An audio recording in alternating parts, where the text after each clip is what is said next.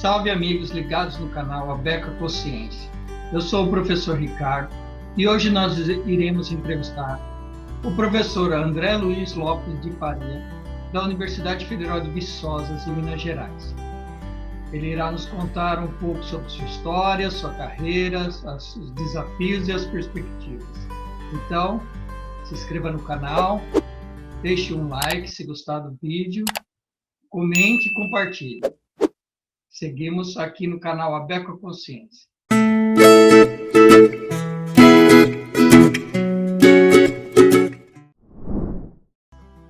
Salve amigos ligados no canal Abeco Consciência, estamos de volta hoje com o professor André Faria, da Universidade Federal de Viçosa, em Minas Gerais. Tudo bem, André?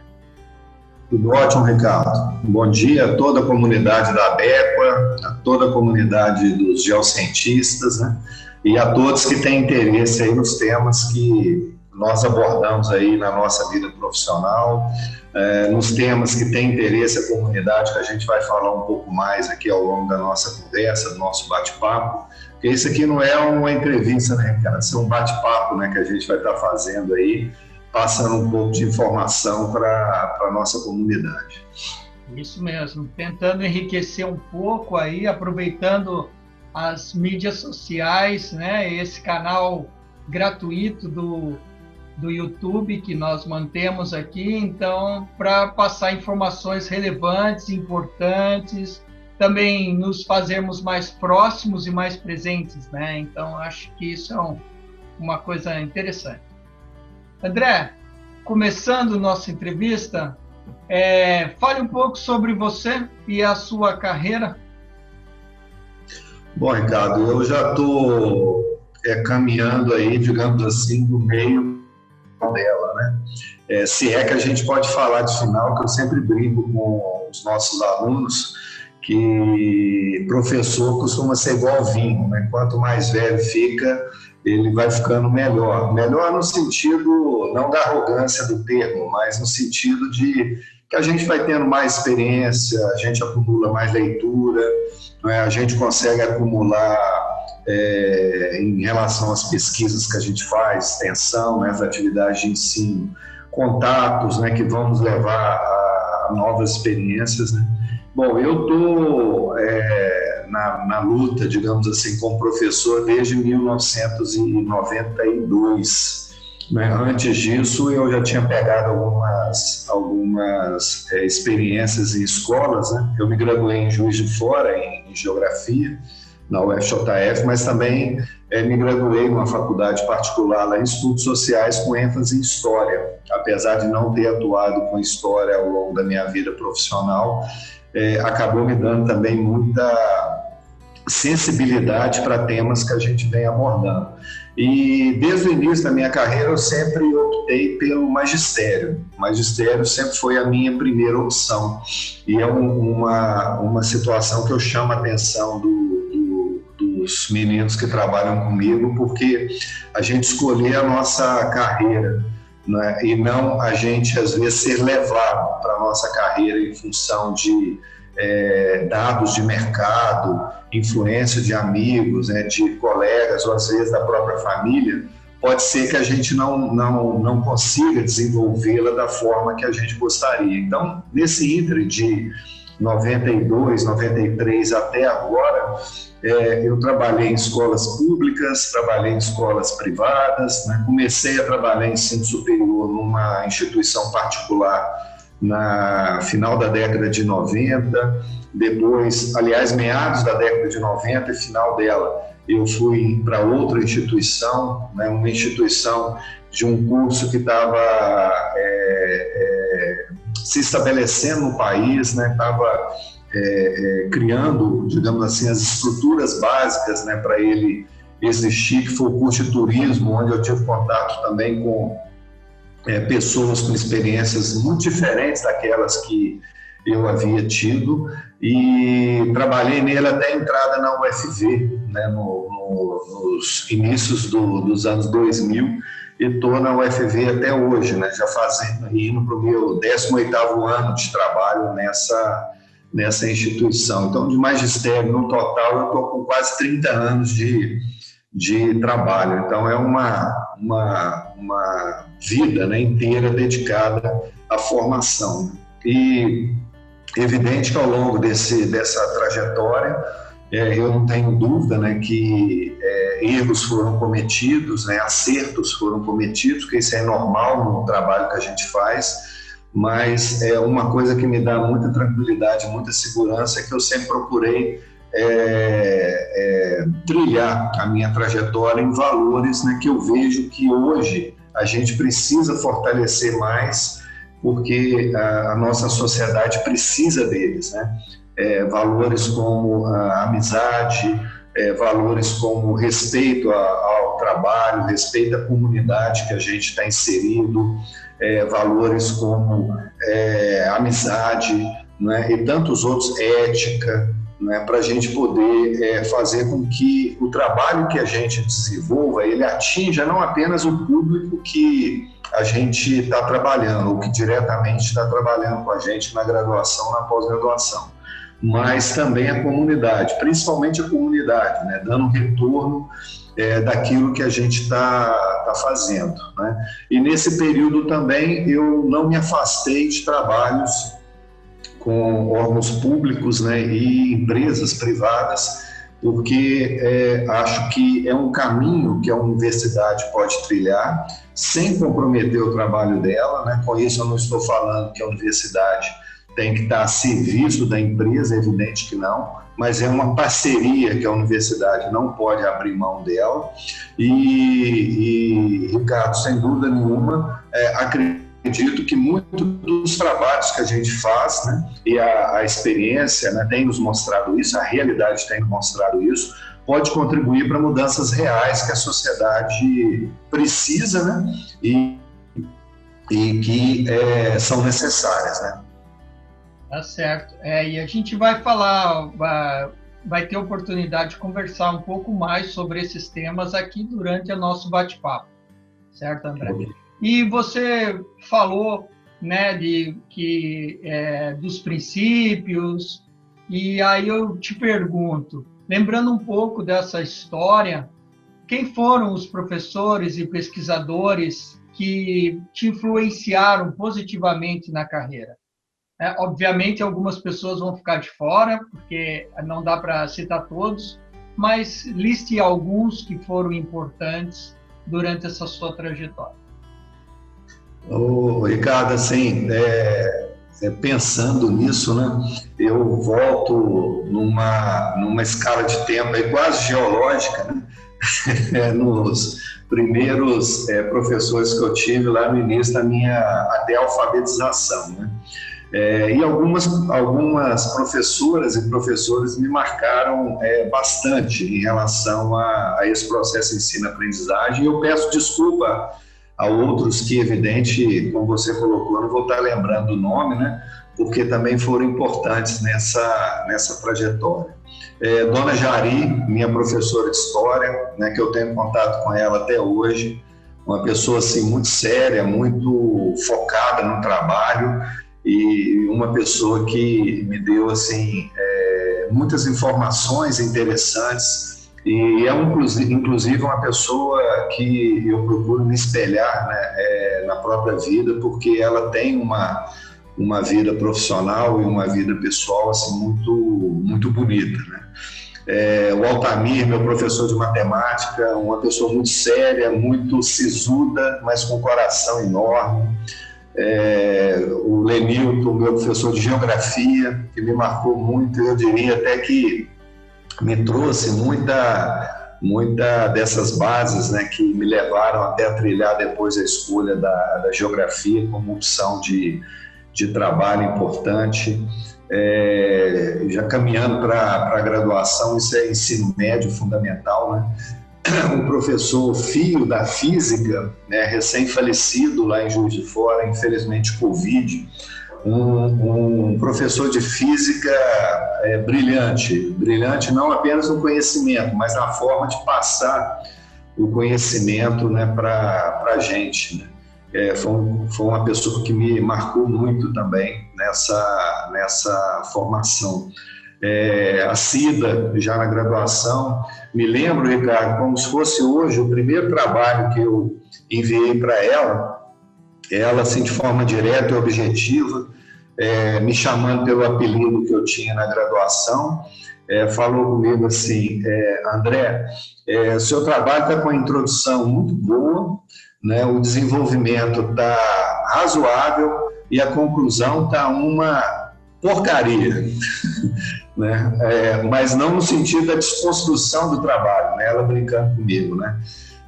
E aí me apontando aquilo que eu precisava melhorar na escrita, a forma de fechamento de um texto, situações que até hoje, às vezes, eu chamo a atenção dos meninos quando eles estão escrevendo um paper, estão escrevendo uma dissertação, uma tese, porque a gente percebe que na introdução a gente está muito empolgado, no desenvolvimento do trabalho a gente está com gás todo, quando chega na conclusão, acabou a gasolina, não tem embreagem no carro mais, a criatividade some, né, e por aí vai, né? E recentemente, recebendo uma charge que mostrava o desenvolvimento de um paper, né, a gente separando resultados de discussão, quando chega no resultado o trabalho está igual uma floresta amazônica em termos de biodiversidade, né? Está rico, né? Cheio, pomposo. Quando vai para a discussão, a gente percebe a falta do gás, às vezes a falta da criatividade para colocar, mas que é normal na construção, né? Vicente, um grande amigo também, Cida, uma grande amiga, né? O professor Misael foi meu orientador de iniciação científica, o professor Wilson Acácio, né? Todos eles ainda muito atuantes na geografia. O Wilson Misael aposentado, mas ainda continua atuante. O Wilson é presidente, inclusive, do comitê da Bacia Hidrográfica do Paraibuna e Juiz de Fora. Está com gás ainda muito forte, né? Nesse sentido. E outros professores, né? Rosilene, né? O Luiz Martins, Luiz Fernando, e tantos outros, Ricardo, interessante. Na pós-graduação, algumas pessoas, né, que em nome delas eu chamaria a atenção dos demais, né?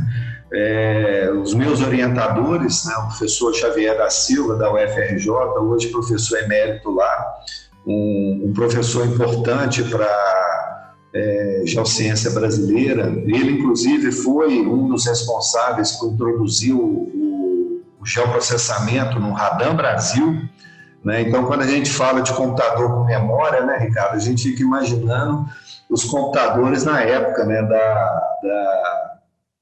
da década de 70, 80, né? Quer dizer, eles não tinham nem memória, eles tinham vaga lembrança, né? Em termos de armazenamento, enfim. O professor Carlos Schaefer, aqui da UFV, né, que foi uma pessoa importante na minha formação na ciência do solo. Nós trabalhamos num projeto que ele tem desde o início dos anos 2000 lá na Antártica, né? Eu tive a oportunidade de trabalhar com solos e geomorfologia da Antártica. O professor Ricardo Valcarcel, da UFRRJ, que eu fiz disciplinas de manejo de bacia hidrográfica e recuperação de área com ele, uma pessoa fantástica, um ser humano que eu admiro muito, uma pessoa que eu tenho de referência na minha formação. O professor Leovando, aqui da universidade, aposentou depois de 51 anos de trabalho na UFV. A UFV está caminhando para 100 anos de existência, e o professor Leovando, desses 100 anos, 51 anos, ele passou dentro da instituição, né? Quer dizer, ele deu uma vida de trabalho para a instituição e ainda não parou, Ricardo. Uma pessoa extremamente produtiva em todos os sentidos, né? Ele aposentou do Departamento de Solos e continua lá no laboratório que eu coordeno, que é o Laboratório de Geomorfologia do Quaternário, trabalhando comigo, e agora em regime de cárcere privado, né? Como nós estamos agora em função da pandemia. Já foi vacinado as 2 vezes, e eu acredito que quando a gente chegar aí, se Deus quiser, uns 100 milhões de vacinados, a gente vai começar a ter uma normalidade sendo instalada no país, longe da normalidade que a gente tinha, mas uma normalidade que vem, né, oriunda desse processo. Então, são algumas pessoas que me marcaram muito. Em nome delas, eu cumprimento todos que eu tive a oportunidade de trabalhar, né, que eu tive a oportunidade de estar juntos e que foram responsáveis aí pela minha formação. E, inclusive, a minha mãe, Ricardo, que a minha mãe é professora, né, de educação básica e foi a primeira a me alfabetizar, né, leitura e nos números. Uma pessoa que me marcou não é só porque é minha mãe, mas uma pessoa que, do ponto de vista da educação, eu sou da área rural de Manhuaçu, a minha família mora num distrito chamado Realeza, que é zona rural de Manhuaçu, interior aqui de Minas Gerais, quase na divisa com o Espírito Santo. E minha mãe marcou algumas gerações em termos de formação, né, pela forma que ela trabalhava e pelo respeito que ela sempre teve com a formação, com a educação. Então, uma pessoa que me marcou muito. Talvez hoje eu seja professor primeiro por influência dela, inclusive. Maravilha, é isso. A ideia desse bloco, dessa pergunta, é justamente a memória científica, né? A curadoria da memória científica, aqueles que nos antecederam ou que caminharam junto com a gente.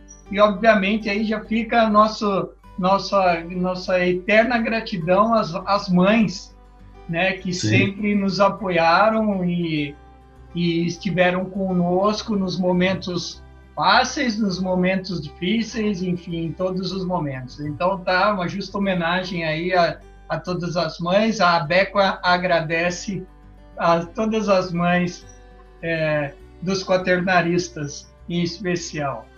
André, hoje em dia, quais seriam as suas principais áreas de atuação? Bom, Ricardo, eu estou focando muito por área de atuação aqui na universidade, na Zona da Mata, né? E esse foco ele tem se fortalecido por uma dificuldade que a gente está tendo, inclusive, em fomento, né? Em acesso a recursos para a gente desenvolver as pesquisas, porque você sabe bem disso, as nossas pesquisas elas têm um viés muito aplicado, né? Então, a gente precisa ir para campo, a gente precisa coletar material, a gente precisa analisar isso. Então, a gente tem tido essa dificuldade. Então, eu estou direcionando muito para a Zona da Mata, trabalhando aqui com as áreas, né, não apenas de mares de morro, mas as áreas que a gente tem compondo esse ambiente importante de mares de morro, basicamente entre o maciço do Caparaó e parte da Mantiqueira na bacia do Rio Pomba. Tá? Em Juiz de Fora eu já desenvolvi alguns trabalhos também, mas eu concentrei. E na região do Espírito Santo, dada inclusive pela nossa proximidade com ele, com trabalhos em ambientes na planície costeira, com foco basicamente em manguezais, né? Inclusive, eu estou com 2 orientandos de mestrado trabalhando já nas regiões de manguezais, no Piraquê, na bacia do Piraquê, ao norte de Vitória. Nesse manguezal, inclusive, a gente tem algumas situações bem características, porque ele sofreu no ano de 2016 o impacto de uma forte chuva de granizo lá, que acabou comprometendo uma área grande dele, né, que está em processo de recuperação nesse período, e que nós, inclusive, temos projetos sendo negociados para a gente fazer a recuperação. Esses trabalhos eu, inclusive, tive que mudar um pouco o enfoque deles em função dessa dificuldade que a gente está tendo em realizar os trabalhos de campo, as coletas e a análise desse material, né? Agora a gente está com a parceria com o Departamento de Física aqui da universidade, com os professores Eduardo e Oswaldo Del Cima, desenvolvendo não apenas esses trabalhos com os equipamentos que o Departamento de Física tem, mas também numa tentativa de avançar um pouco mais, né, desenvolvendo inclusive tecnologias mais acessíveis para a gente conseguir realizar as as análises desse material. E a gente está trabalhando também um projeto que se inicia agora na Baía da Ilha Grande, eu vou chamar de solos submersos, né, porque essa é uma discussão que a gente precisa avançar, solo, sedimento, né, como é que classifica esse material para a gente poder avançar também um pouco nessa discussão. Então, eu tenho me concentrado nessa área, basicamente, Zona da Mata de Minas Gerais e o litoral do Espírito Santo, por uma experiência acumulada que a gente tem já de trabalhos em áreas de manguezais na planície costeira há algum tempo e trabalhos de campo de disciplinas que eu coordeno, que eu normalmente trabalho fazendo esse recorte de Viçosa ao Espírito Santo, porque a gente praticamente pega aí exemplares de praticamente tudo que existe aí no território brasileiro de principal em relação à sua formação geológica, né? Claro que eu estou generalizando, né? A gente sabe que tem outros ambientes importantes, mas para nós aqui na região sudeste é um recorte bastante interessante. Muito bem, e bem ampla também a sua abordagem, né, André? Eu vejo, né, como você descreveu, agora, né, estudando mais os mares de morros, e eu queria que você explicasse um pouco da origem desse termo, ou como vocês utilizam geomorfologicamente essa denominação. O que são os mares de morros? Eu sempre brinco com os meus estudantes em relação a não apenas a essa formação, mas aí voltando um pouquinho, né, até o porquê às vezes a gente usar certos termos hoje, que alguns colegas acham até que a gente está com eles superados, né? Eu admiro muito, Ricardo, os nossos colegas que fizeram pesquisas aí, fazendo um recorte do fim do último século, né, e o início desse, pelas dificuldades que eles enfrentaram e como eles resolveram essas dificuldades, né? Claro que a gente não vai lembrar de todos os principais, mas alguns, né, que a gente lembra agora pela idade e pela importância que eles tiveram nos trabalhos, né, que tem uma relação com aquilo que a gente faz hoje, como, por exemplo, o professor Aziz Absaber, né, da USP, já falecido, que a partir da década de 40, 50 do século passado, começou a desenvolver pesquisas aqui no território brasileiro, junto com o Haroldo Azevedo, e que nessas pesquisas, né, criaram uma base para o entendimento do território brasileiro de uma forma geral. Esses pesquisadores tiveram contato com importantes nomes, por exemplo, da geomorfologia da época francesa, que vieram instalar até o curso de geografia aqui na USP, no próprio Brasil, né? que tem um importante marco histórico nisso, como Lester King, Jean Tricard, né? André Caillet, um sedimentólogo francês, e outros nomes interessantes, que geraram, né, o que seria, do ponto de vista, para mim, da geomorfologia, junto com outros, como Antônio Teixeira Guerra, o pai, e hoje o Antônio Teixeira Guerra Filho, Margarida Penteado, no IBGE, né, outros nomes, né, que a gente poderia estar colocando aqui, que fizeram análise tanto na geografia quanto na geologia, que tem uma importância muito grande na nossa formação. E o Aziz foi um cara que marca isso, porque você imagina o que é fazer pesquisa, por exemplo, em geomorfologia, em geologia, que você tem que ir necessariamente para o campo, sem ter a tecnologia que nós temos hoje, né? Hoje, quando eu vou para um campo, normalmente o meu estudante já me entrega, né? E claro, a gente trabalha isso muito no laboratório. Toda a base cartográfica da área é produzida com imagens de altíssima resolução espacial, não é? Disponíveis muitas gratuitamente, que a gente tem aí, inclusive com satélites brasileiros e sino-brasileiros, como é o caso do Cybers, né? Landsat, a família Sentinel da Europa, para quem trabalha com temas como água, atmosfera, satélites da família NOAA, por exemplo, né, que estão aí disponíveis para a gente, e trouxeram contribuições fantásticas para o entendimento do território brasileiro, né? Eu me lembro de um relato do professor Assis, que eu assisti na USP, numa palestra, que ele falava que na década de 50 ele conheceu muito o território brasileiro viajando de carona em aviões que tinham sido doados pela Força Aérea Norte-Americana para a Força Aérea Brasileira com o fim da Segunda Guerra Mundial. Então, o que ele fazia? Ele ia no ninho daquelas metralhadoras, ele contando para a gente, que eram de vidro, e ele ia observando o caminho, a trajetória do avião e descrevendo, né, fazendo alguns apontamentos aí.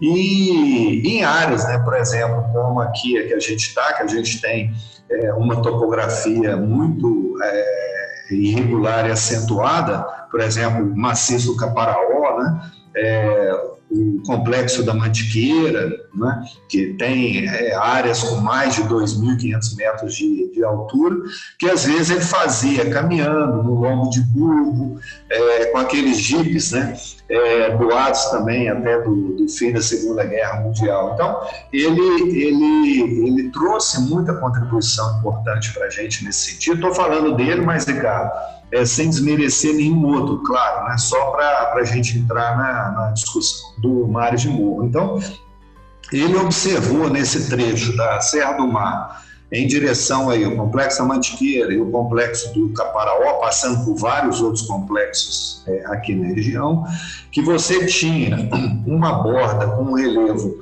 muito pontiagudo, né? Muito topograficamente falando acentuado, né, que a gente sai aí da região, por exemplo, do Rio de Janeiro e vindo aqui para os contrafortes da Serra do Mar, né, pegando essa região, e um relevo encaixado no meio dessas estruturas, mais trabalhado pela ação do intemperismo com uma formação que lembrava ele uma meia laranja, né?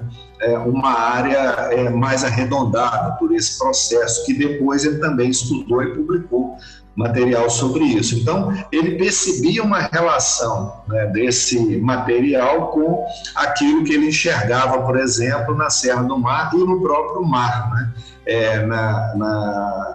nos oceanos, né.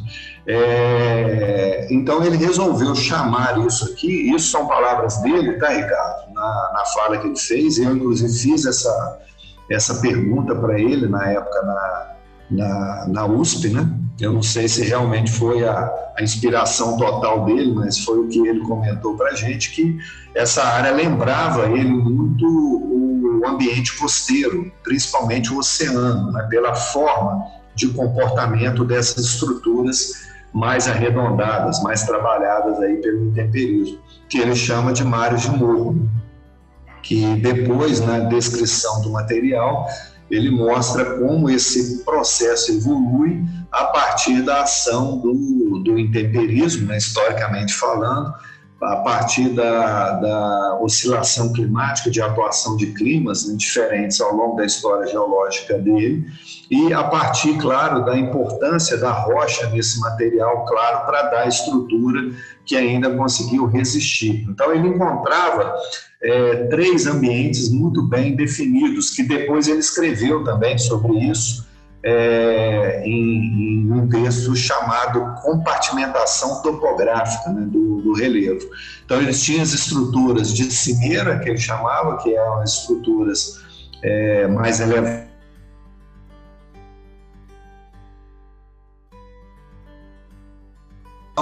e uma terceira grande estrutura composta pela o que ele chamava de vale fluvial. Oi, Ricardo.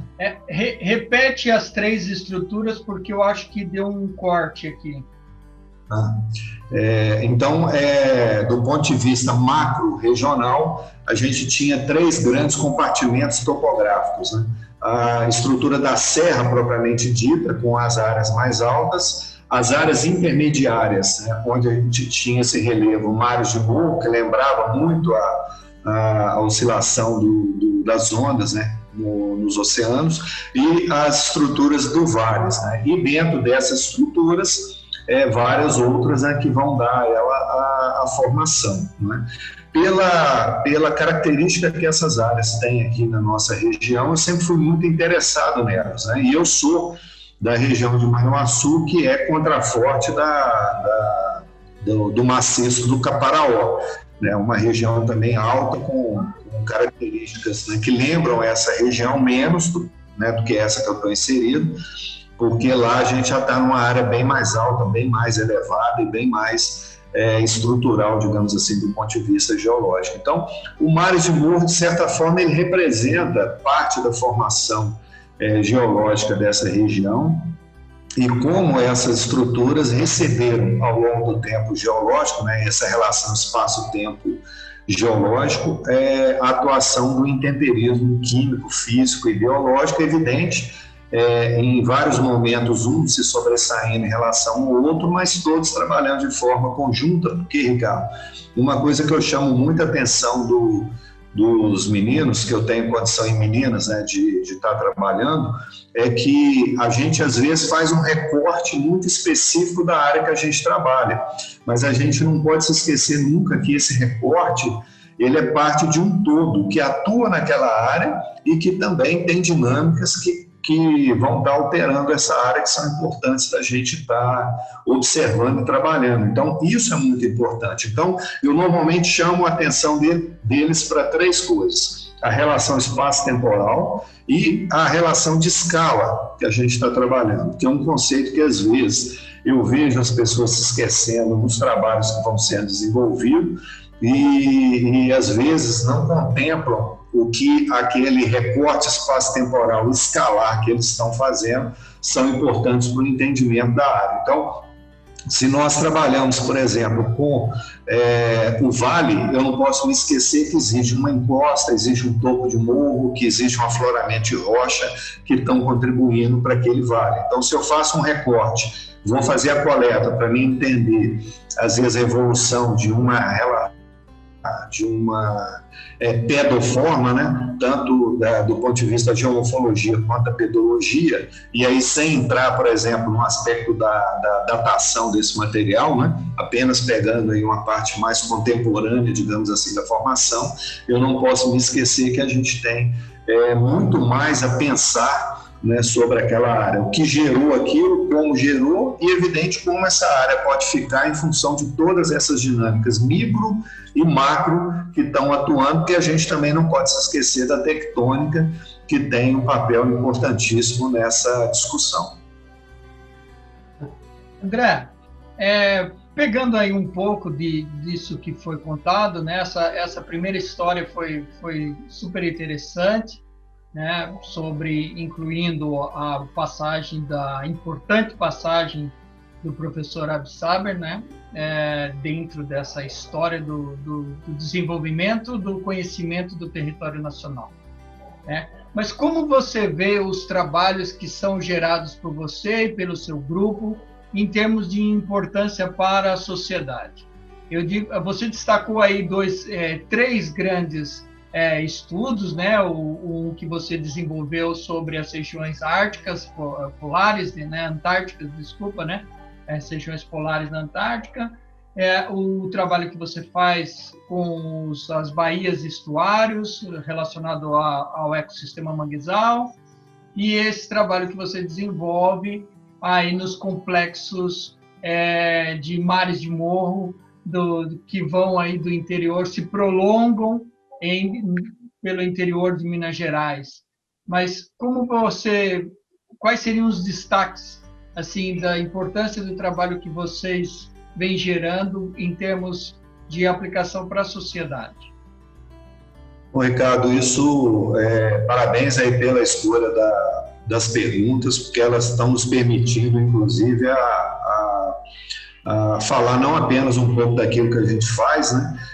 Mas também do impacto disso para a realidade que a gente está inserido. Então, eu vou citar aí pelo menos três que eu considero importantes dos trabalhos que tem desenvolvido aí, do ponto de vista aplicado, tá?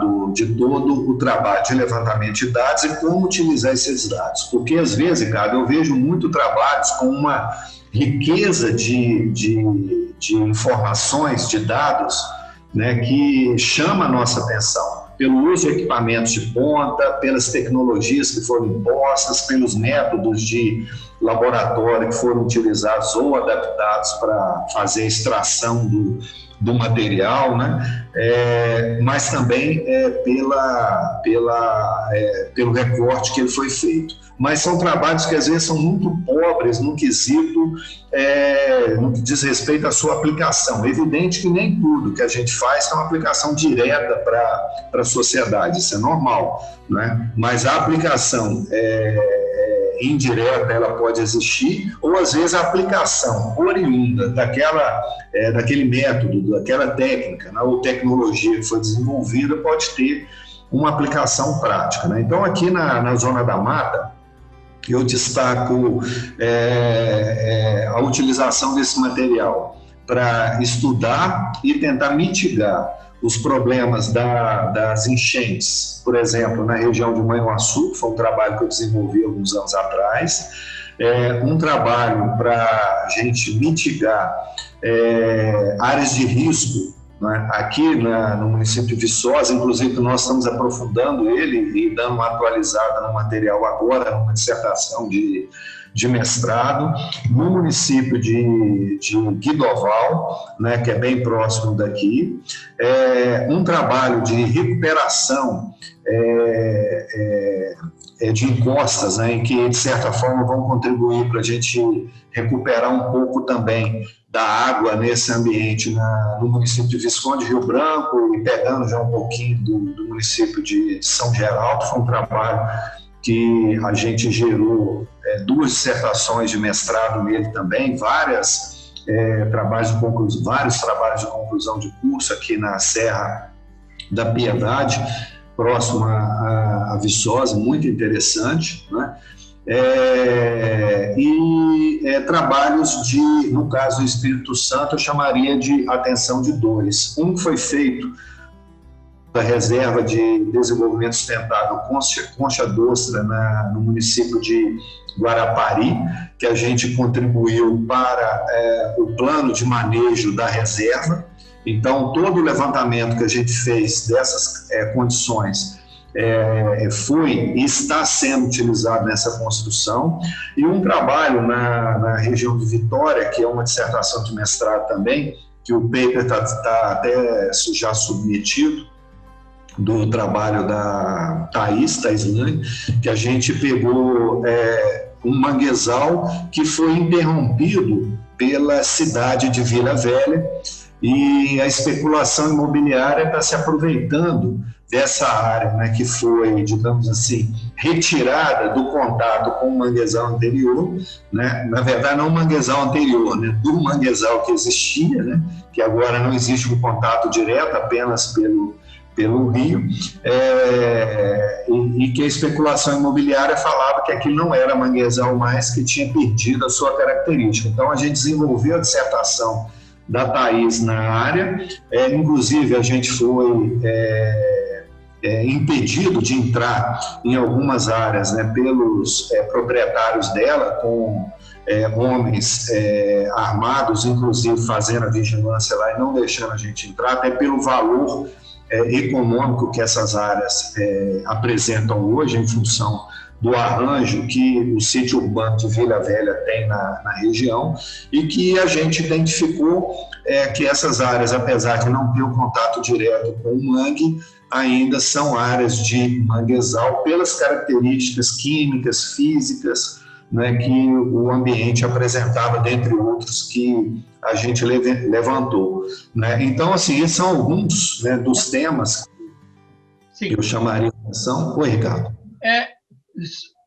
Em relação a isso último que você falou, André, na sua concepção, de maneira bem resumida, explica para nós a importância de se ter um ambiente de manguezal, um ecossistema manguezal bem formado e preservado para a conservação da biodiversidade e essa interação natural com o sistema, diretamente com o sistema costeiro. Qual é essa... Explica um pouco, por favor.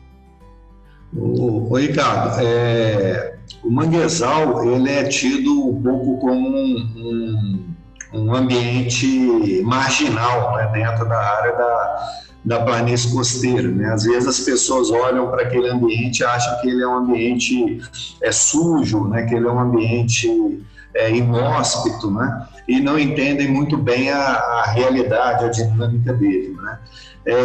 O manguezal ele é um ambiente essencial para a saúde da relação continente-oceano, né? A perda do manguezal num determinado ambiente pode significar, inclusive, a perda de todas as características que esse ambiente tem, né? Não apenas do ponto de vista natural, não, mas do ponto de vista social, né? Que a gente vai entrar nele um pouquinho pela frente. Então, o manguezal ele é responsável por atenuar a erosão, por exemplo, marinha em relação ao ambiente costeiro. O ambiente manguezal ele segura os sedimentos que vêm do continente em direção à zona costeira.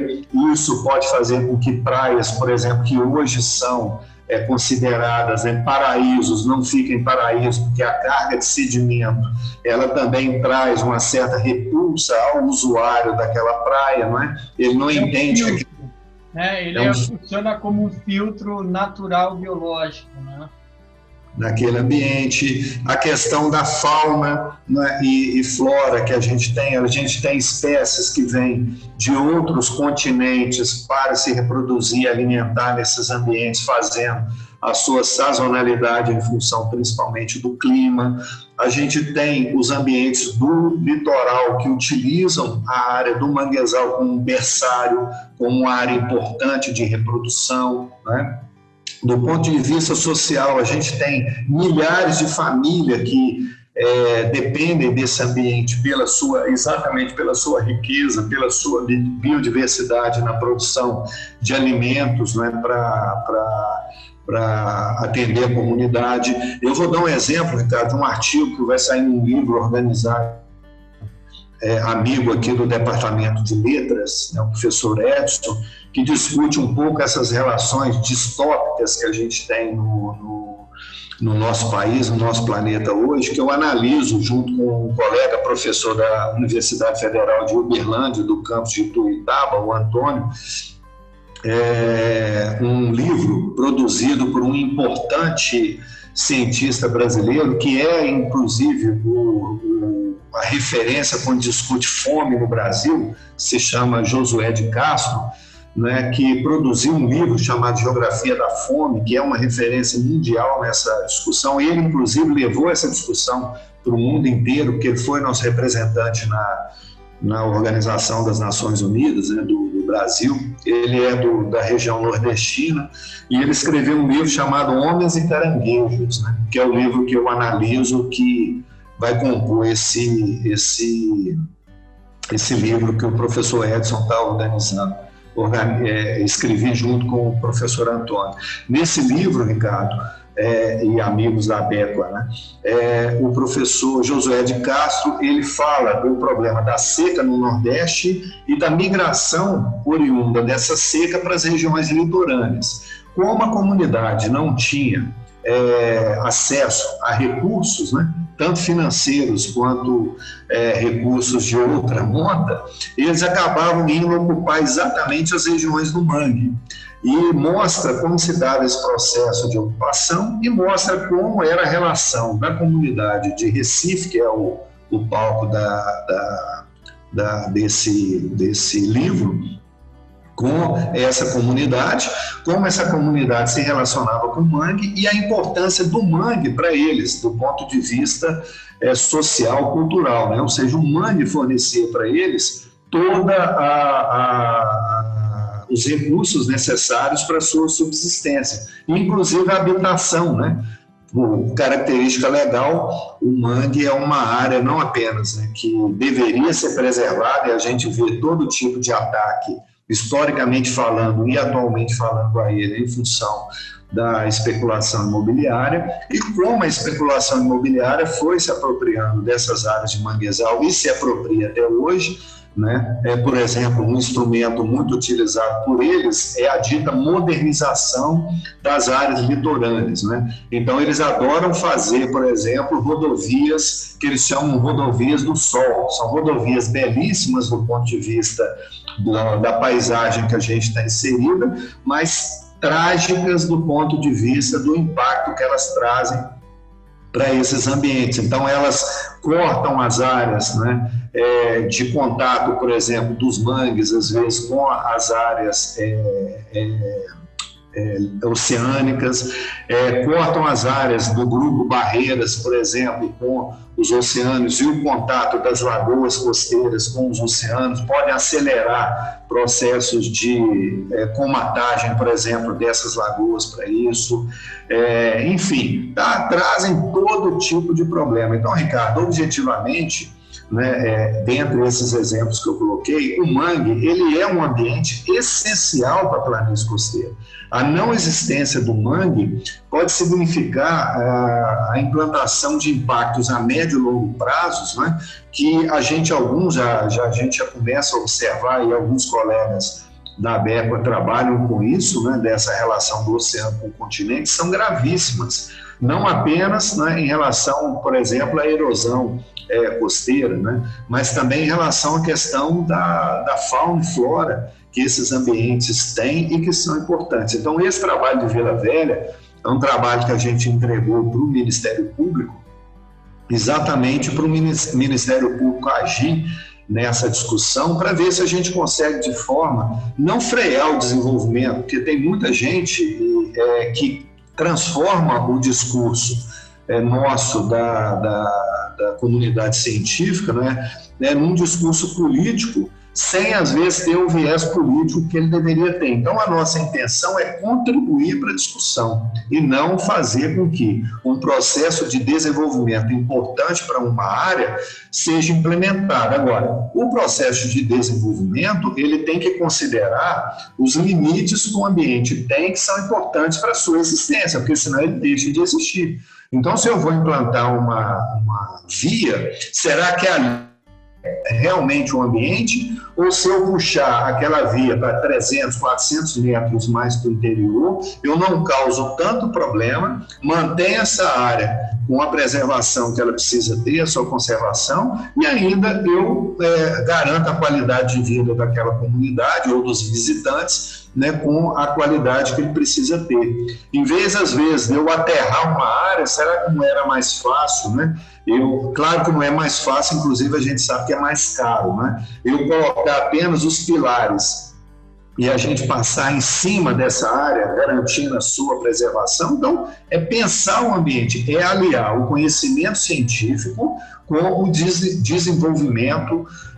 Eu vou usar a palavra sustentável, Ricardo, mas eu vou fazer uma observação. Para mim, a palavra sustentável, o conceito, né, de desenvolvimento sustentável que vem da década de 70, da Conferência de Estocolmo, que é publicado em 1986 num livro chamado Nosso Futuro Comum, que é o relatório da Conferência de Estocolmo de 72, ele é um conceito um tanto quanto promíscuo, né? Promíscuo no sentido de que ele pode ser utilizado para justificar um exemplo como esse que eu estou colocando, de uma relação que a gente quer mais equilibrada com o ambiente, como ele também pode ser justificado para implantação de empreendimentos, às vezes não tão sustentáveis assim, pela forma que a gente os vê hoje dentro da nossa realidade no país e fora dele. Então, eu acho que o grande resumo disso que eu estou colocando é importante que o conhecimento científico seja utilizado para nortear a discussão para o desenvolvimento econômico. Não dá mais para a gente dissociar essas coisas e nem aceitar esse tipo de situação de forma estática, né? A gente precisa ser mais incisivo. E a comunidade científica, ela tem que ser mais ousada né, no sentido não apenas de divulgar aquilo que está sendo feito, mas para mostrar para a comunidade que o que nós fazemos nas universidades, instituições de pesquisa, instituições de ensino, tem um retorno positivo para ela, porque basta ver hoje a forma que a sociedade, ou alguns setores da sociedade, têm encarado a universidade, como a universidade às vezes está sendo vista, né, por esses setores. Então, isso me mostra que nós temos que mudar, e mudar muito essa relação. A gente precisa se aproximar mais, a gente precisa sair mais e a gente precisa chegar até mais a comunidade. E aí, para fechar esse tópico, eu me lembro de uma palestra que eu fiz numa escola aqui em Viçosa, que me marcou muito, Ricardo, que representa muito hoje a visão que a sociedade, ou parte dela, tem da comunidade. Eu era diretor de vestibular e exames aqui da UFV, fui numa escola a convite falar sobre os nossos processos seletivos na época. Um estudante dessa escola, num bairro mais afastado aqui do centro, me fez a seguinte pergunta: professor, paga para entrar na UFV? Aí eu falei assim, eu não entendi, entrar nos cursos? Não, os cursos são gratuitos. Ele falou, não, eu queria andar de bicicleta no fim de semana na universidade, porque lá é muito bonito e tal. A gente paga para entrar lá ou a gente pode ir, né? Eu estou falando de uma escola dentro do município de Viçosa, na área urbana de Viçosa, que estava a menos de 2 quilômetros da entrada da universidade, né? Então, Ricardo, isso me marcou muito e mostra a dificuldade que a universidade tem de chegar dentro da sua área de atuação, ou seja, dentro do município. Imagine uma criança, né, um adolescente me perguntando se paga para entrar numa instituição pública que é paga pelo dinheiro dos impostos do pai dele, da mãe dele, nosso, né, da sociedade brasileira, no investimento público para a gente dar um ensino de qualidade. Uma criança que pode ser o nosso aluno e às vezes não vai ser o nosso aluno porque acha que a universidade não é para ele, não é? E isso aqui dentro, né? Então isso me marcou muito, Ricardo. E eu fecho essa pequena intervenção, e aí você me desculpa até se eu fiquei emocionado nisso, mas isso mexe muito comigo realmente. Ótimo, André. Foi excelente esses relatos que você fez, tanto da importância do ecossistema manguezal dentro do sistema costeiro, né, como do último relato sobre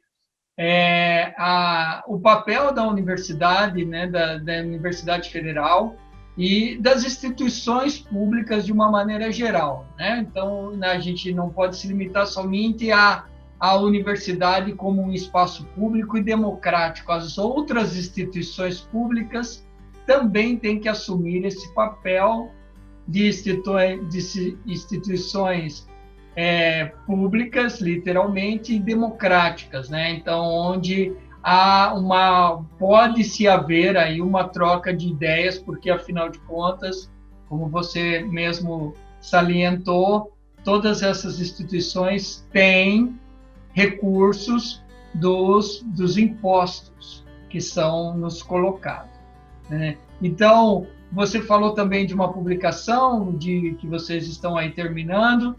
Eu queria lembrar que a ABECOA mantém uma revista, né, que é a revista da Associação Brasileira de Estudos do Quaternário, que vocês podem submeter trabalhos científicos a essa revista e serão muito bem-vindos para serem analisados, né? Acho que pode submeter em português, inglês e espanhol. Então, feito esse ensejo, só quero voltar um pouquinho, como eu te perguntei da importância dos trabalhos para a sociedade, mas antes você também falava das descrições geomorfológicas, pedológicas, geológicas em relação a esses mares e morros, esses trabalhos que você desenvolve desde Minas Gerais até o Espírito Santo, onde você engloba vários tipos de relevos que são importantes e dão uma boa caracterizada principalmente nessa região sudeste do país, né? Dentro dos seus estudos de geomorfológicos, o solo, o relevo, ele é fundamental numa aplicação prática, que é no desenvolvimento de espécies de plantas, sejam elas florestas, sejam elas agricultura. Você tem resumidamente, assim, uma experiência para nos contar sobre esse tipo de... Eu sei, não estava no script, mas, assim, qual a sua experiência de tanto analisar esse relevo no desenvolvimento de agricultura e também nas partes de florestas? Bom, aqui na nossa região, Ricardo, eu até não aprofundei isso em nenhuma dissertação em tese, mas em um trabalho de conclusão de curso junto com um professor da agronomia, o professor Lani, a gente fez uma prévia desse entendimento e depois uma dessa experiência eu vou tentar mostrar essa relação. A agricultura aqui, nossa, ela é uma agricultura muito limitada em função da topografia, né, que a gente tem. Então, o que é muito forte aqui na nossa região, principalmente em termos de agricultura, ou de agropecuária, né, englobando isso, são as áreas de pastagem, que ocupam essas áreas também, e aí eu vou falar um pouco desse estudo, né, resumindo para você, e as áreas de plantação de café, né, porque o café ele tem uma ligação muito forte com a temperatura também, e ele gosta de áreas com um clima mais ameno, um pouco mais frio, né? Evidente que não pode ser frio demais, porque senão queima a cultura e acaba inviabilizando, mas uma temperatura mais ambiente, no sentido de ser, no nosso caso, até pela altimetria, mais fria, né? O café, para ele desenvolver, ele precisa de um solo mais desenvolvido, né? Então ele encontra isso mesmo nessas áreas de costa e às vezes topos de morro, que a gente tem solos mais profundos também nessas áreas de topo de morro, né?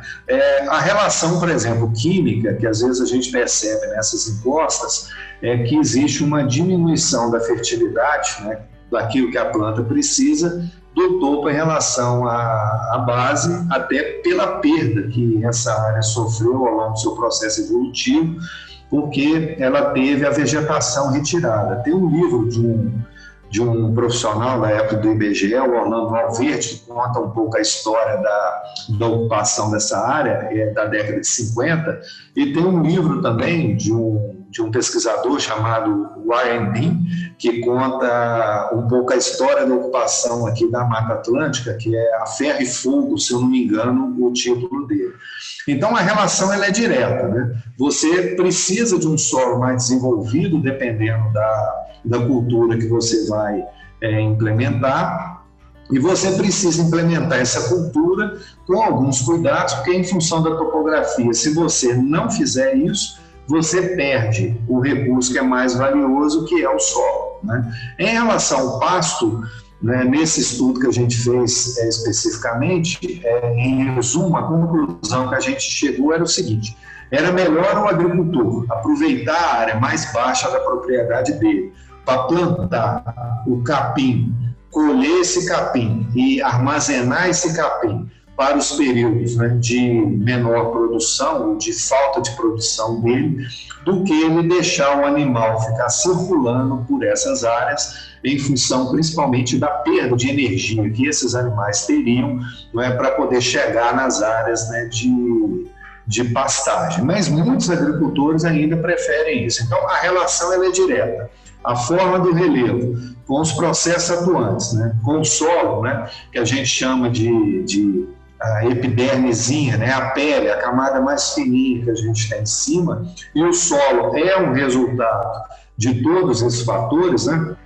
Se a gente pegar os fatores de formação do solo, né, já tradicionalmente definidos, a gente tem o clima, a gente tem o relevo, a gente tem o fator tempo, a gente tem o fator matéria orgânica, a gente tem o fator material de origem. Material de origem nada mais é do que a geologia, né? A rocha ou as rochas que é in situ ou não, né, que geraram um acúmulo daquele sedimento ao longo do tempo geológico, que deram a característica que a área tem. Então, a relação é direta, né? Então, os estudos, por exemplo, que eu fiz em áreas de risco, enchentes e mesmo de recuperação dessas encostas, o solo tem um fator essencial, né, primordial nisso, e a forma do relevo também. E a gente percebe uma relação íntima da forma do relevo com o tipo de solo que a área apresenta, né? Isso também é claro e é muito bem definido, delimitado nos estudos que a gente faz. Legal. E você falou de enchentes, e aí eu te pergunto, como você também já tinha falado da questão da polêmica em Vila Velha, né, na preservação.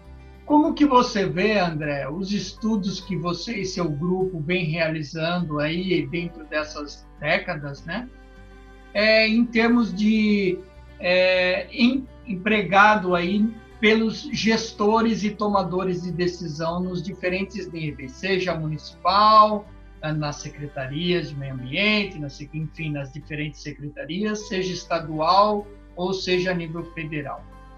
Você acha que os seus trabalhos, né, são duas perguntas, mas você acha que esses trabalhos também, ou o teu grupo, você é mais acionado para auxiliar no desenvolvimento estratégico de uma determinada área, ou muitas vezes vocês são chamados apenas nos trabalhos de mitigação dos danos que já foram sofridos, justamente porque não houve um planejamento estratégico? Eu vou começar do final para o início da sua pergunta. O aproveitamento é pífio, Ricardo. Na verdade, não há aproveitamento. Normalmente, quando eles nos procuram, eu acredito com você deva acontecer isso, é quando o problema já está instalado, ou às vezes o problema para ser... Eu não vou nem usar a palavra resolvido, porque aí eu vou lembrar de uma fala que eu fiz na frente de um juiz, né, numa discussão sobre áreas de risco. O juiz falou assim comigo, Ricardo, professor, o seu parecer é muito evasivo. Aí eu virei para ele e falei assim, meritíssimo, ele não é evasivo, ele é preciso. Só que ele é preciso considerando a natureza, né, ou tendo a natureza como base. Eu falei, eu vou te dar um exemplo. O senhor está vendo essa encosta aqui atrás do seu gabinete? Se o senhor falar comigo assim, professor, como é que o senhor recuperaria essa área? Eu virei para ele e falei, só tem 3 formas que a gente poderia utilizar para isso aqui. Medida física, que é implantar obra de engenharia, algumas até pesadas e estruturais aqui. Medida biológica, que eu vou implantar aqui a sucessão ecológica para a gente poder recuperar essa área. E medida físico e biológica, que eu vou mesclar as duas para trabalhar. Aí ele virou para mim e falou assim, mas aí, professor, resolve o problema? Eu falei assim, se você me perguntar hoje, eu falo que resolve, mas se me perguntar amanhã, eu posso falar com o senhor que não resolve. Ele falou assim, mas aí eu não entendi. Eu falei, eu vou te dar um exemplo. Eu implantei a obra aqui hoje está prontinha, nós fomos lá, resolvemos, fechamos, entregamos e fomos embora. Se 2 horas depois cair aqui a chuva que caiu no estado do Rio de Janeiro, lá na região serrana, e que arrasou Petrópolis, Teresópolis, São José do Rio Preto e outra cidade, você sabe o que vai acontecer com essa obra aí? Vai entrar aqui dentro do seu gabinete. Aí o senhor vai fazer o quê? O senhor vai mandar o oficial de justiça, né, junto com a polícia militar, me buscar lá em casa e me prender, porque eu falei que eu tinha estabilizado essa encosta e ela não ia cair. Então, o que eu quero te dizer é o seguinte, a dinâmica da natureza não é a dinâmica, às vezes, que o homem quer, né, ou ele quer forçar a natureza a ter, né?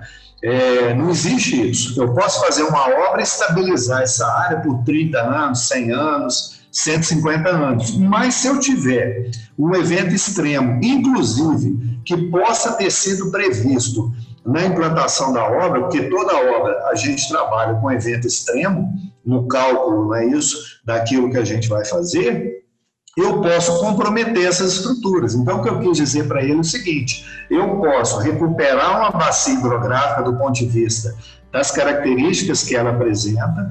O professor Ricardo Valcarcel sempre chamava atenção da gente para isso. Para recuperar uma bacia em termos de qualidade e quantidade de água, eu não preciso colocar mata em 100% dessa bacia. Tem estudos na Venezuela, estudos no Canadá, estudos nos Estados Unidos, estudos na Espanha que mostram, não é, que a gente pode recuperar 20%, 25%, 30% da área que a gente consegue fazer isso. E no caso dos mares de Moura, Ricardo, esses 30% são áreas improdutivas que o produtor rural não conseguiria fazer absolutamente nada nelas em função da declividade, das características ambientais que ela tem, ou seja, não faria nenhuma diferença para ele essa área estar recuperada, mas faria toda a diferença para a bacia como um todo, para a área urbana, né? Porque eu conseguiria reter mais água na bacia, conseguiria fazer mais água infiltrar para atender lençol de água subterrânea em diferentes profundidades, eu conseguiria fazer com que a dinâmica dela modificasse. Mas, infelizmente, os gestores, os tomadores de opinião, eles não conversam com a gente, eles não nos escutam, eles não querem, às vezes, assumir certos limites, porque eu percebo nitidamente que esses limites eles estão associados, infelizmente, apenas com o olhar que o capital tem para aquela área, com o dinheiro, né, que às vezes aquela área poderia estar gerando, ou com o dinheiro que aquela área poderia estar gerando, por exemplo, com os empreendimentos que vão ser instalados nela.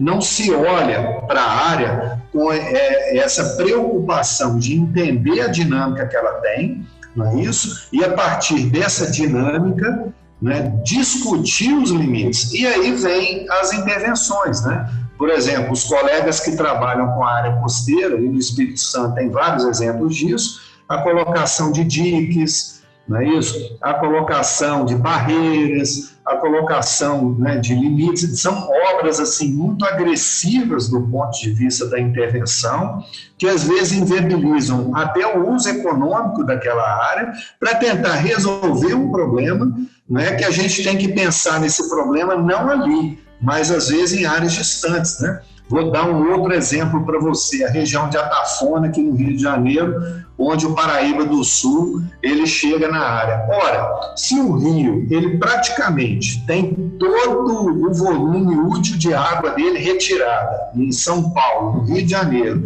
em Minas Gerais, e aí vai um filetinho de água, né, para o oceano, é evidente que o oceano vai ocupar aquela área. Ele perdeu uma barreira natural importantíssima, que era o rio. Então, aquela dinâmica, né, de encher e de vazar que a maré tem, e mesmo a maré se exija, por exemplo, uma maré mais alta, né, digamos assim, naquele ambiente frio, ela praticamente perde até o motivo de existir, porque o que vai acontecer? O oceano vai entrar, ué. E aí ele vai salinizar áreas, como a gente identifica na Foz do Rio Doce, em áreas que foram, por exemplo, colocados assentamentos, em áreas indígenas que utilizavam aquele ambiente, que às vezes vão ter dificuldade para utilizar, porque a água salgada está...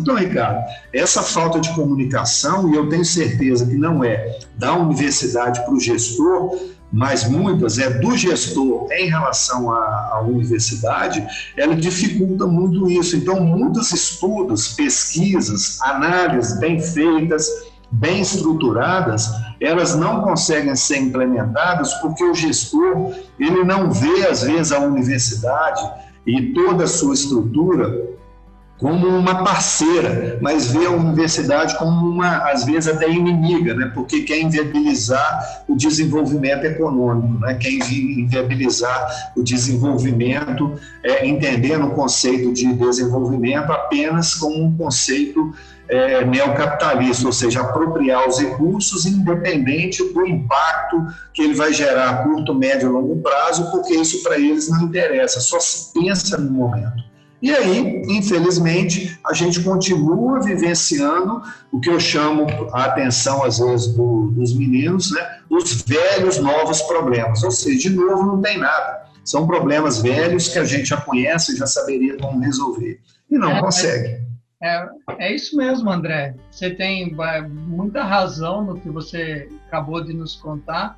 E, às vezes, os gestores não acionam as universidades, os professores, os pesquisadores, uma parte por ignorância e outra parte por interesses econômicos, né, movidos aí, e que não deixa de ser uma ignorância, porque o prejuízo vai ser dividido por toda a sociedade, né? Então a gente tem que estar atento, tem que estar presente, tem que estar participativo, e sempre tentando buscar soluções e eu acredito mesmo que esse canal, como tem outros, que podem ser vias facilitadas de aproximação entre a sociedade, os gestores e os professores e pesquisadores, que têm sim muito que conversar, muito a contribuir e de uma maneira aí para promover esse desenvolvimento mais sustentável, como você disse. Nós estamos chegando no final da entrevista, André, e eu já tenho que agradecer a tua presença aqui no nosso canal, agradecer a vocês que estão nos assistindo. A gente já tem aí alguns membros acompanhantes assíduos dos vídeos no YouTube, então continuem deixando seus comentários, compartilhando essas informações. Os comentários é muito importante para fortalecer o canal. Não esqueça de se inscrever no canal, ativar as notificações para sempre estar avisado quando tivermos vídeos novos. Então, os nossos vídeos eles entram ao ar nas terças e sextas, a partir das 19 horas, sempre aqui no canal Abeco a Consciência, no YouTube. Para irmos para a parte final da nossa entrevista, André, eu quero te fazer duas perguntas. Qual é a importância da Abeco para você? Lembrando que André foi um dos presidentes do 17º Congresso da Abeco em Viçosa. Nós tivemos o prazer de estarmos lá, a universidade belíssima, o congresso foi muito interessante, muito legal, tivemos boas discussões, e isso está visível no livro de resumos, enfim. Mas qual a importância da Abeco para você? E agora nós estamos na década dos oceanos. Então, qual a importância da década dos oceanos? Ricardo, a Abeco ela vem a cobrir uma lacuna, né, existente aí, os idealizadores dela, e aí eu vou falar o nome do professor Suguio, né, Kenitiro, e em nome dele, né, parabenizar todos que ou fizeram parte desde esse início, que estão compondo a Abeco até hoje, né, de estudos e de uma comunidade que estuda, né, partes importantes do território brasileiro, um recorte importante que é o quaternário dentro do território brasileiro, e alguns colegas, inclusive, fora dele. Então, a Abeco é uma associação importantíssima. Deixar claro que ela não tem fins lucrativos, né? Ela promove um evento importante, que é esse encontro que a gente faz, que o último foi em Viçosa, que o próximo vai ser coordenado por você, né? E que, infelizmente, em função dessa realidade, né, que a gente está hoje, ele está sendo adiado, inclusive na expectativa da gente conseguir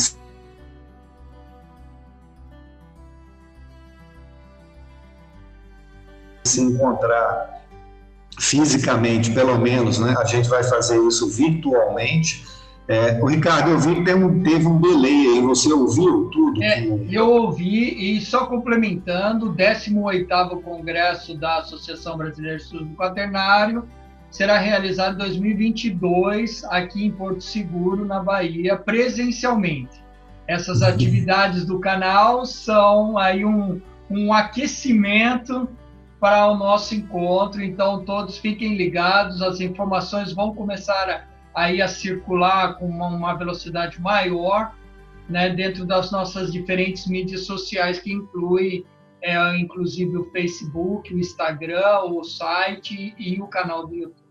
Mas, sim, completando.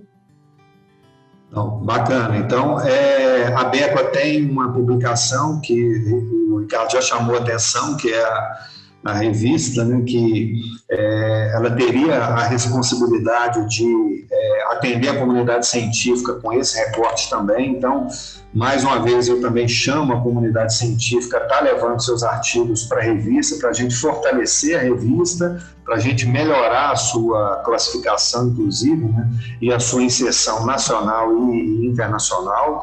E para esse ano, né, eu até conversei com os outros membros da diretoria, eu ainda estou como secretário lá na atual diretoria, né, até a gente poder fazer essa transição no próximo evento, que o professor Ricardo vai estar coordenando, da gente desenvolver agora, no segundo semestre, um ciclo de debate sobre essa questão.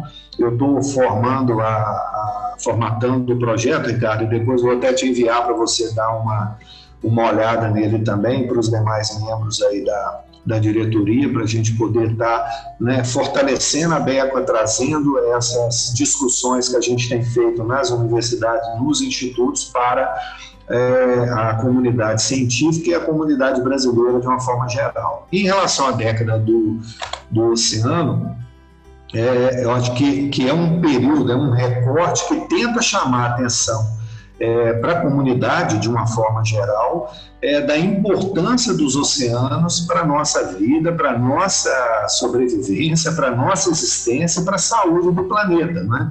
Porque os oceanos hoje, eles, do ponto de vista bem prático, e aí me desculpem se eu estiver sendo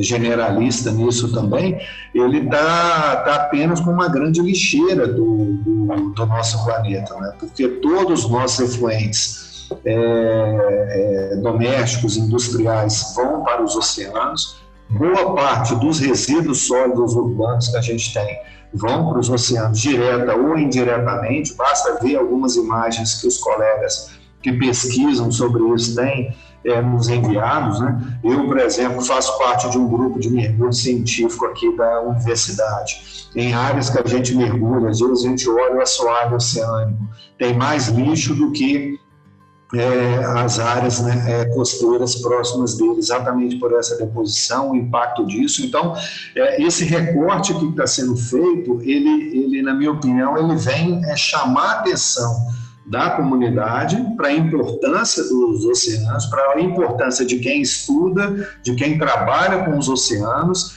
e para as mudanças que a gente espera que sejam implementadas para a gente melhorar essas relações, né? Mudanças não só do ponto de vista ambiental, mas principalmente mudanças culturais, que vão levar, sem dúvida nenhuma, a mudanças que são ambientais. Então, assim, é muito importante essas datas para a gente chamar a atenção, e eu chamo os colegas, né, a divulgarem essas discussões nas mídias sociais, que hoje a gente sabe que elas têm um alcance gigantesco, né, e que precisam ser melhor aproveitadas, inclusive com informações mais corretas, mais objetivas sobre isso, e que a gente consiga envolver realmente a comunidade nessa discussão, não apenas científica, mas também a comunidade de uma forma geral, e os nossos gestores, né? Porque se os nossos gestores não entrar nisso, a gente percebe que nós vamos ter ou continuar tendo os problemas. Então, hoje, eu estou, Ricardo, assumindo a seguinte postura: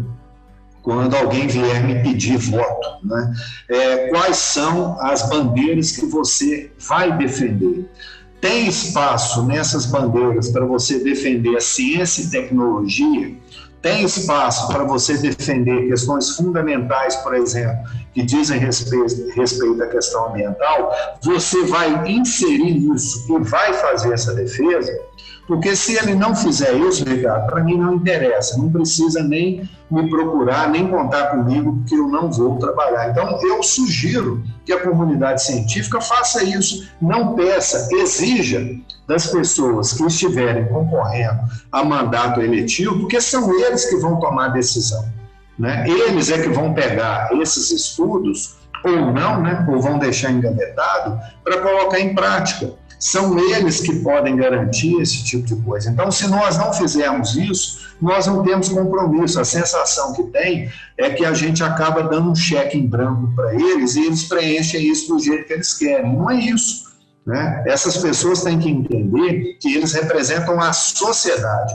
eles não representam eles, e nem apenas grupos, né, que às vezes eles fazem parte, eles representam a sociedade. E a gente precisa de gente que representa a sociedade e que tenha, ou que saiba entender a importância da ciência e tecnologia para